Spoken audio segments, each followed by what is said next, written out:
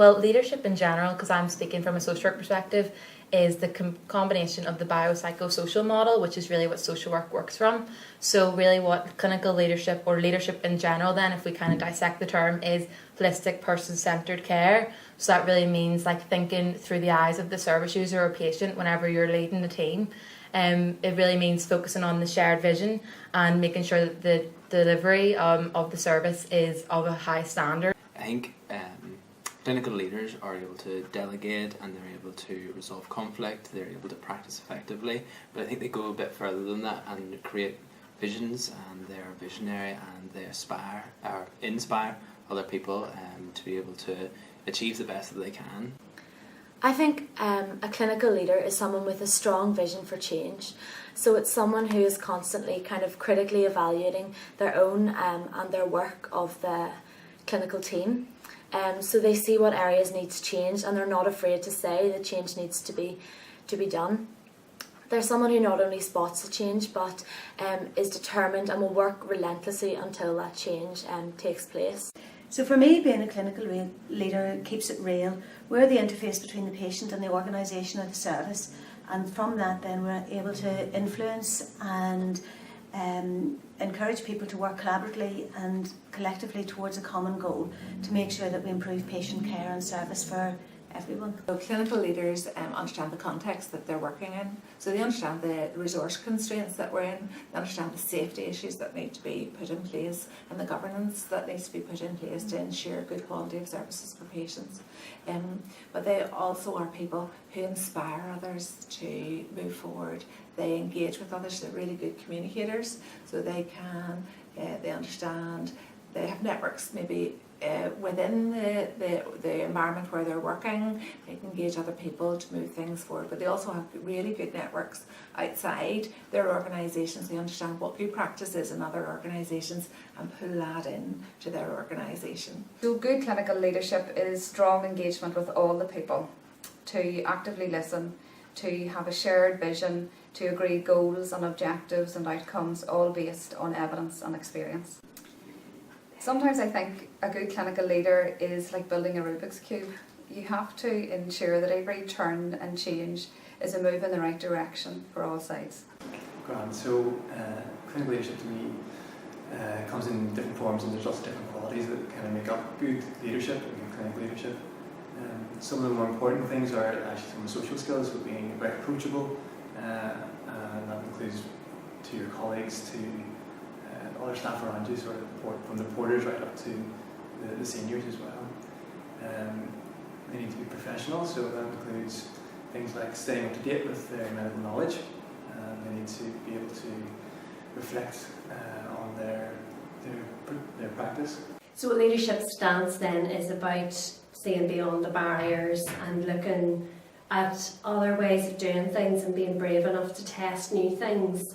And to stop doing things that aren't working, and to create an environment where the staff that we work with will be willing to take risks, to try new things as well, and know that they'll be supported to do that. But the difference that good clinical leadership can make to service users is putting the service user first. So always kind of assessing your intervention, assessing your treatment plan, and thinking, is this in the best interest of service users? I think it also means that when there's good clinical leadership, different teams within health and social care are working together, so the patient's being cared for more holistically. The first part of nursing is to prioritise your patient. So I think good clinical leaders at the bedside will do that, but also good clinical leaders in management positions will empower their staff to do that as well. Empowered nurses are able to make better decisions, they are able to better communicate, they take control of their education, and they practice on evidence, which are all beneficial outcomes for the patient. Good clinical leadership ensures that the patient has a very positive experience with any services that they engage with throughout the hospital or the social care environment. It's very important that frontline clinicians have a leadership capacity to help initiate, develop and to drive forward any changes in service design for the betterment experience of care delivery and this patient experience. And it's certainly very important from a governance perspective for patient safety and delivery of care. And also the outcomes are important, especially with the economic challenges it faces, that we get the best service within the constraints that we have. Good clinical leadership will look to deliver the best and safest service for patients within the resources available. They'll look at innovative ways for delivering services, and will really have a force for continuous improvement within services, but also will be looking to deliver all services to a consistent level, so that patients are delivered, so that patients get a service that is at a high standard at all times. Good clinical leadership ensures that the right thing is done for people and for our system, and ultimately improves experience, outcomes and efficiency. I think anybody can be a clinical leader. I think we start right from the moment we go into university and begin training and our education. For me, being part of the Northern Ireland Healthcare Leadership Forum is a really great opportunity in which to be able to meet with other healthcare leaders and clinical leaders, and to be involved with other students. A big part of clinical leadership is working with other multidisciplinary professionals, and at the forum that's what we strive to do. We work with each other and we try and understand each other's roles. Well, within the multidisciplinary team, I believe that anyone can be a clinical leader if they feel that's something that they want to bring. For example, obviously within the multidisciplinary team, there's a complete variety of expertise, and really using that to the advantage then of the service can make the delivery of the service stronger. So anyone can be a clinical leader when they feel that they can use their strengths and their qualities to really put the service user first. Your opinion? I think anyone can be a leader, and so therefore by definition anyone can be a clinical leader. It doesn't need a title or permissions. It's about someone who can do the right thing, and I think doing is a very operative word. A leader needs to lead and needs to do, and it has to be more than words. It has to deliver key actions to improve outcomes and to improve experience. I think that anyone who has any involvement in the health and social care team can be a clinical leader, regardless of kind of the stage of their studies, their disciplines or their experiences.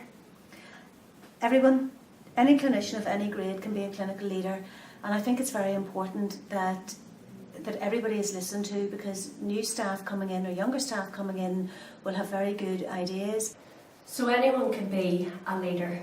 It's not about power, it's not about authority or hierarchy. It is about having the confidence to take a leadership stance and to be passionate for what you believe in and to stand up for that. Okay, so I reckon anybody who's in the clinical field can be a clinical leader as such, whether you're in training or whether you've completed your training or not, and even those like the allied healthcare as well.